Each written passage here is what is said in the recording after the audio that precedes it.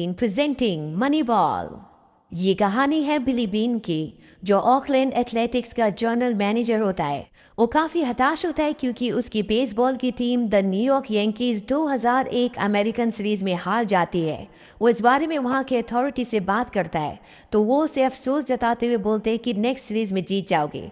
लेकिन बिली इस बात को नकारते हुए बोलता है कि नेक्स्ट सीरीज में भी हम हार जाएंगे, क्योंकि उनको टीम खड़ी करने के लिए बजट चाहिए जो उनके पास नहीं है। यही बात समझाने बिली स्पोर्ट्स अथॉरिटी के पास जाता है, तो इस बात पर अथॉरिटी पर्सन बोलता है कि हम लोग इस लीग के छोटे से मार्केट हैं और तुम उस छोटे मार्केट के जनरल मैनेजर, हम इस पर इतना पैसा इन्वेस्ट करना अफोर्ड नहीं कर सकते। बिली उन्हें समझाने की कोशिश करता है कि हम यहाँ पर इसलिए हैं ताकि चैंपियंस तैयार कर सकें, लीग जीत सकें, और अगर ये नहीं हो सकता तो हमको हायर क्यों किया गया है। ये बोलकर बिली वहाँ से निकल जाता है और स्पोर्ट्स कम्युनिटी मीटिंग में जाता है, जहाँ पर वो लोग प्लेयर्स को रिप्लेस और next series league team buildup करने की बात कर रहे होते हैं। सब अपनी अपनी ओपिनियन के हिसाब से बोलते हैं, लेकिन बिली चुपचाप सुन रहा होता है और मनी मन बिली सोचता है कि ये लोग ये तक नहीं जानते कि प्रॉब्लम क्या है, बस ऊपर ऊपर की बात कर रहे हैं। फिर सब बिली की राय पूछते तो बोलता है कि सब बोल तो रहे हैं, लेकिन क्या किसी को पता भी है कि प्रॉब्लम क्या है। ये सुनकर एक बोलता है कि प्रॉब्लम है कि हमें एक अच्छी टीम चाहिए, और इसके बाद वो टीम की कमियां और पहले के आंकड़े समझाने लगता है। तब बिली मुस्कुरा कर बोलता है कि प्रॉब्लम ये नहीं है, प्रॉब्लम ये है कि हमारे पास एक अच्छी टीम बनाने के लिए बजट नहीं है। एक अच्छी टीम बिल्डअप करने के लिए अच्छा बजट होना चाहिए। बाकी टीम्स के मुकाबले हम बजट में 50% नीचे है, तो सबसे पहले compete करने के लिए हमें इस पर काम करना होगा। बिली किसी भी कीमत पर एक अच्छी बेसबॉल टीम बनाना चाहता है, इसीलिए वो स्काउटिंग विजिट के लिए क्लेवलैंड इंडियंस जाता है और वहाँ रिसेप्शन में इंतजार करते हुए वो अपने ट्रेनिंग डेज की मेमोरीज में चला जाता है, जो उसके खेल के शुरुआती दिन थे जब उसको सब अप्रिशिएट किया करते थे। इतने में रिसेप्शनिस्ट उसको बुलाने आ जाती है और वो अंदर चला जाता है। अंदर उससे पूछा जाता है कि वो क्या चाहता है। बिली बोलता है कि उसको पेरोल पर कुछ और पैसे चाहिए, जिससे टीम को बिल्डअप करने में हेल्प होगी, और साथ ही साथ वो कुछ प्लेयर का डिस्कशन भी करता है, जिसमें वो उनसे एक ग्यामी नाम का प्लेयर अपनी टीम के लिए मांगता है। वो बिली को उस प्लेयर को देने के लिए हाँ बोल देते हैं, पर जब वहीं पर खड़ा एक आदमी जिसका नाम पीटर ब्रांड होता है, वो उनके कान में कुछ बोलता है, तो वो बिली को उस प्लेयर को देने से मना कर देते हैं। बिली मीटिंग के बाद पीटर के डेस्क पर जाता है और उससे पूछता है कि उसने ऐसा क्या बोला कि उन्होंने उसकी टीम के लिए ग्यामी को देने से इनकार कर दिया। पीटर बताता है कि वो प्लेयर मुझे पर्सनली पसंद है, इसीलिए मैंने उसे तुम्हें देने से मना करवा दिया, क्योंकि मेरा काम प्लेयर्स की डिटेल्स रखना है कि कौन सा प्लेयर कब कैसे और किस पोजीशन में है। मैं प्लेयर एनालिसिस्ट हूँ। बिली पीटर से बात करने के लिए उसे बाहर बुलाता है।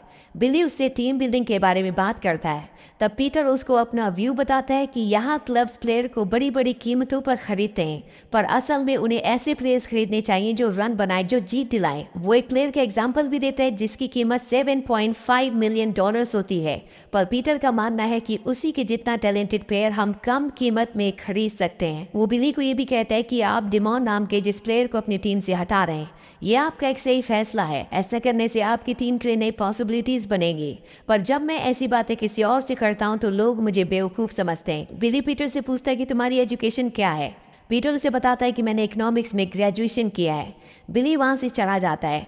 उसे बहुत अजीब लगता है कि बेसबॉल और इकोनॉमिक्स का आपस में कोई भी संबंध नहीं है, लेकिन कहीं ना कहीं वो उसकी बात से कन्विंस्ड होता है, इसीलिए वो रात को उसे कॉल करता है। बिली उससे पूछता है कि मेरे जाने के बाद तुमने मेरे बारे में पढ़ा होगा, मैं भी एक बेसबॉल प्लेयर था, क्या तुम मुझे फर्स्ट राउंड में भेजते। पीटर कहता है कि हाँ, आप एक अच्छे प्लेयर थे, पर बिली जब उसे सच कहने के लिए कहता है तो वो कहता है कि मैं आपको पहले राउंड में नहीं बल्कि 9th राउंड में भेजता और पैसों के बदले शायद आपको स्कॉलरशिप देता।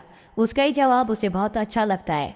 पीटर उसे कहता है कि मैंने तुम्हें क्लेवलैंड से खरीद लिया है, अब तुम मेरे असिस्टेंट जनरल मैनेजर हो, तुम मेरे पास आ जाओ। अगले दिन पीटर बिली के पास पहुंच जाता है और टीम बिल्डिंग की बात करता है, जो कंप्यूटर आंकड़ों से वो लोग करने का प्लान करते हैं। और अब कहानी रोचक मोड़ ले लेती है। एक ऐसी लड़ाई जहां पर पीटर के अलावा बिली के साथ कोई नहीं खड़ा, सिर्फ बिली का तजुर्बा और पीटर के कंप्यूटर आंकड़े, जो प्रैक्टिकली पॉसिबल नहीं लग रहे। लेकिन बिली और पीटर को एक दूसरे पर विश्वास है, भले लोग इनसे सहमत नहीं है, लेकिन ये एक दूसरे से और एक दूसरे के अनुभव से सहमत हैं। इनके लिए रास्ता बहुत मुश्किल है, पर इनके इरादे बहुत मजबूत हैं। पीटर बिली को उन प्लेयर्स के बारे में बताता है जो काफ़ी पहले अंडररेटेड रह चुके हैं, उनको अपना हुनर दिखाने का मौका ही नहीं मिला, और वो ऐसे प्लेयर्स की लिस्टिंग करता है। पीटर बताता है कि ज़्यादातर प्लेयर्स की परफॉर्मेंस के अलावा उनकी बिल्ड, उनकी अपीयरेंस देखी जाती है, फिर उनको परखा जाता है। लेकिन इस लिस्ट में 25 ऐसे लोग हैं जो अंडररेटेड है और अफोर्डेबल भी है। वो एक प्लेयर ब्रेडफोर्ड के बारे में बताता है, जो कि एक रिलीफ पिचर होता है। रिलीफ पिचर वो होता है जो मेन पिचर की खराब परफॉर्मेंस या इंजरी के बाद गेम में आता है। लेकिन ये अंडर वैल्यूड बेसबॉल प्लेयर है। इसकी कमी सिर्फ इतनी थी कि इसके बॉल फेंकने का एक्शन बहुत अजीब था और साथ ही दिखता भी बहुत अजीब था।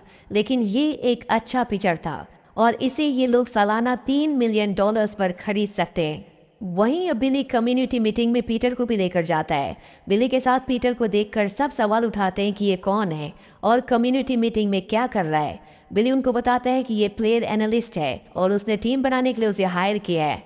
अब यहाँ पर मीटिंग शुरू हो जाती है जहाँ पर प्लेयर्स रिप्लेसमेंट होना होता है, पर उनकी लिस्ट को नकारते हुए बिल्ली अपने आंकड़ों वाली लिस्ट की बात करता है, जिसे सब मना कर देते हैं। वो बिल्ली को बोलते हैं कि जिन प्लेयर्स को तुम टीम में शामिल करना चाहते हो बॉडी से फिट नहीं है, फील्ड पर वो अच्छा परफॉर्म नहीं कर पाएंगे। बिल्ली बोलता है कि हमको इस वक्त अपने बजट पर ध्यान देना है और उस हिसाब से उसने जिन 3 प्लेयर्स को चुना है वो काबिल भी हैं और कम बजट में उनकी टीम का हिस्सा बन जाएंगे, जिसमें एक जेरेमी होता है जिसे सिर्फ $2.85 मिलियन सालाना देने होंगे। दूसरा होता है ब्रेडफोर्ड जिसे 3 मिलियन और तीसरा डेविड जस्टिस। डेविड का नाम सुनते ही सब बोलते हैं कि उसके पैर बहुत कमज़ोर है, वो हमारे किसी काम का नहीं है। बिली बोलता है पर वो हमारे बजट में फिट होता है। पर बिली की इस बात से कोई भी सहमत नहीं है।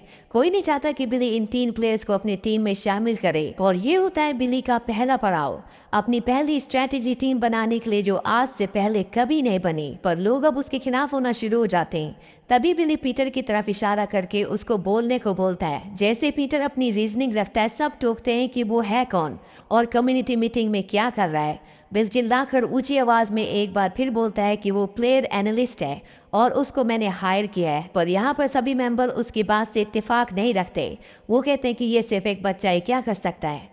अब ये लड़ाई बिली और पीटर की होती है जो उनको साथ मिलकर लड़नी है। उनको एक ऐसे गेम को जीतना है जहाँ प्लेयर्स नहीं बल्कि पैसों के एथिक्स चलते हैं और यहाँ पर बिली के पास ना बजट होता है और ना प्लेयर्स। सिर्फ कंप्यूटर पे जो प्लेयर्स के आंकड़े होते हैं उसी की मदद से ये एक अलग और बेहतरीन टीम बनाने की कोशिश कर रहे हैं। वहीं दूसरी तरफ ये भी दिखाया जाता है कि बिली एक ब्रोकन रिलेशनशिप में है। उसकी वाइफ उससे अलग हो चुकी है। बिली की एक बेटी भी है जो उसकी वाइफ के साथ रहती है। बिली जब अपनी बेटी से मिलने जाता है तो उसकी वाइफ बताती है कि वो बाहर गई है। बिली उसका वेट करता है। बिली की वाइफ बिली की हारी हुई टीम का अफसोस जताती है पर बिली उसकी बात पर कोई खास रिएक्शन नहीं देता। फिर वो अपनी बेटी के साथ बाहर जाता है जहां उसकी बेटी उससे पूछती है कि अगर आने वाला बेसबॉल का लीग वो हार गए तो क्या उनकी जॉब चली जाएगी। ये सुनकर बिली को बहुत अजीब लगता है कि उसकी छोटी सी बेटी के अंदर कितना स्ट्रेस चल रहा है। तभी बिली उससे पूछता है कि ये सब तुमको किसने बताया। वो बताती कि मैंने इंटरनेट पर देखा। बिली को ये सब सुनकर अच्छा नहीं लगता कि उसके स्ट्रगल के बारे में उन सब को पता चल रहा है। बिली अपनी बेटी को समझाते हुए बोलता है कि उसे फ़ोन और इंटरनेट जैसी चीज़ें इस्तेमाल नहीं करनी चाहिए, वहाँ पर सारी खबरें सच नहीं होती। वो अपनी बेटी को कहता है कि तुम इस बारे में स्ट्रेस मत लो, सब कुछ ठीक हो जाएगा। यहाँ पर बिली का एक पिता का रूप दिखाया जाता है जहाँ एक तरफ वो अपने काम की अपनी गेम की लड़ाई लड़ रहा है, साथ ही दूसरी तरफ उसे अपनी बेटी की भावनाओं का भी ध्यान है और वो दोनों तरफ सब कुछ ठीक करने की कोशिश कर रहा है। हालांकि वो जिंदगी की एक मुश्किल दौर से गुजर रहा है जहाँ पर सब उसके खिलाफ है, पर वो अपनी जिंदगी का अपनी लाइफ का स्ट्रेस किसी के ऊपर नहीं डालना चाहता। वो अपनी बेटी के साथ वक्त बिताता है। उसकी बेटी को सिंगिंग का बहुत शौक होता है, इसीलिए वो उसे गिटार दिलाता है। और इसके बाद जब ये दोनों के दोनों एक रेस्टोरेंट में जाते हैं तो वहाँ पर बिली की बेटी उसे एक गाना सुनाती है, जिसे सुनकर बिली काफ़ी हैरान होता है क्योंकि उसे यकीन नहीं था कि उसकी बेटी इतना अच्छा गाना गा सकती है। अब जब बिली और पीटर हिस्ट्री गेम्स के इवेंट में जाकर एक अंडररेटेड प्लेयर्स की लिस्ट बना लेते हैं तो बिली और अथॉरिटी प्लेयर्स के घर विजिट करके उनको लेटर्स देते हुए उनको बताती कि उन्हें ऑकलैंड टीम के लिए खेलना है। जब ये सब हो रहा होता है तभी अथॉरिटी का एक सीनियर मेंबर बिली को बुलाता है और वो उसे बोलता है कि जिस तरह से वो सब कर रहा है इससे वो पूरी टीम को पूरे गेम को ख़राब कर देगा, वो कभी भी जीत नहीं पाएगा। बिली अपना पॉइंट रखते उसे बोलता है कि आप कोई भविष्यवक्ता नहीं हो, लेकिन मैं खुद एक बेसबॉल का प्लेयर रह चुका और मैंने प्लेयर्स को ट्रेन भी किया है, इसीलिए मैं बता सकता हूँ कि किस में कितना कैलिबर है। यहाँ तक कि मैंने आपके बेटे की काबिलियत को पहचाना था जिस बारे में आप जानते भी नहीं थे। इन दोनों के बीच में बहस हो जाती है और बिली वहाँ से निकल जाता है। बिली का पैशन इस गेम के लिए इतना होता है कि वो हर एक रिस्क लेने के लिए तैयार हो जाता है। यहाँ तक कि अपनी जॉब को भी ताक पर रख देता है, क्योंकि उसको पता होता है कि अगर वो इस सीरीज हार गया तो उसकी जॉब चली जाएगी, क्योंकि उसने अपनी नई स्ट्रैटेजी जो पीटर के साथ मिलकर बनाई होती है उस पर किसी का भी समर्थन नहीं होता। अब वो दिन आ जाता है जब शुरुआत होती है गेम्स की। जब गेम स्टार्ट होता है तो बिली फील्ड से चला जाता है, क्योंकि वो अपना कोई भी गेम नहीं देखता। उसका मानना होता है कि उसका फील्ड पर गेम देखना टीम के लिए शुभ साबित नहीं होता, ये उसका एक तरह का वहम होता है। ये देखकर पीटर को काफी अजीब लगता है, लेकिन वो उसे कुछ नहीं बोलता। यहाँ बिली की टीम एक के बाद एक कई मैच हार जाती है और सब बिली की न्यू स्ट्रैटेजी पर सवाल उठाने लगते हैं। सब बोलते हैं कि उसकी स्ट्रैटेजी गलत साबित हुई। कंप्यूटर के आंकड़े और फील्ड पर खेलना ये दोनों अलग बात है। आंकड़ों के हिसाब से गेम नहीं जीता जाता। सब बिली का मजाक भी उड़ा रहे होते हैं। फिर 2 महीने बाद टीम जीतना शुरू करती है और लगातार 19 मैच जीतती है। अमेरिकन बेसबॉल के इतिहास में आज से पहले 2 ही ऐसी टीम हुई है जिन्होंने लगातार 19 मैच जीते हैं, जो अपने आप में एक बहुत बड़ा रिकॉर्ड है। और अगर अब बिली की टीम 20वां मैच भी जीत जाती है तो ये अमेरिकन बेसबॉल के इतिहास में पहली बार होगा। और जब इनका मैच होता है तो इस मैच को बिली की टीम ऑकलैंड एथलेटिक्स जीत जाती है। और ये अमेरिकन बेसबॉल के इतिहास में आज 103 साल बाद हुआ है। 19 मैच लगातार जीतने का पहला रिकॉर्ड 103 साल पहले बना था, जिसे बिली की टीम ने आज तोड़ दिया है।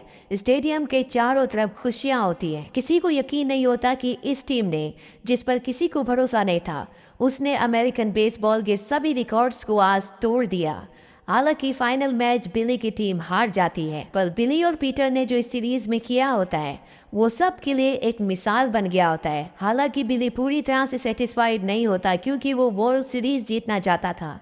इसके बाद बिली को एक टीम का ओनर बुलाता है जिसका नाम होता है जॉन डब्ल्यू हेंटी। ये बॉस्टन रेड सॉक्स टीम का ओनर है और बिली को अपनी टीम का जनरल मैनेजर बनाना चाहता है, जिसके लिए वो बिली को $12.5 मिलियन की सैलरी भी ऑफर करता है। पर बिली इस ऑफर को एक्सेप्ट नहीं करता, क्योंकि उसकी जिंदगी में पैसों की इतनी वैल्यू नहीं है। वो अपनी टीम का साथ नहीं छोड़ना चाहता। हालांकि सन 2004 में रेड सॉक्स टीम बिली के नक्शे कदमों पर चल के वर्ल्ड सीरीज जीतती है, जो इस बात को साबित करती है कि बिली बीन और पीटर ने अपनी सोच और अपने कॉन्फिडेंस से बेसबॉल में प्लेयर के सिलेक्शन के पूरे क्राइटेरिया को पूरी तरह से बदल दिया। तो ये थी एक सच्ची कहानी फिल्म मनी बॉल की।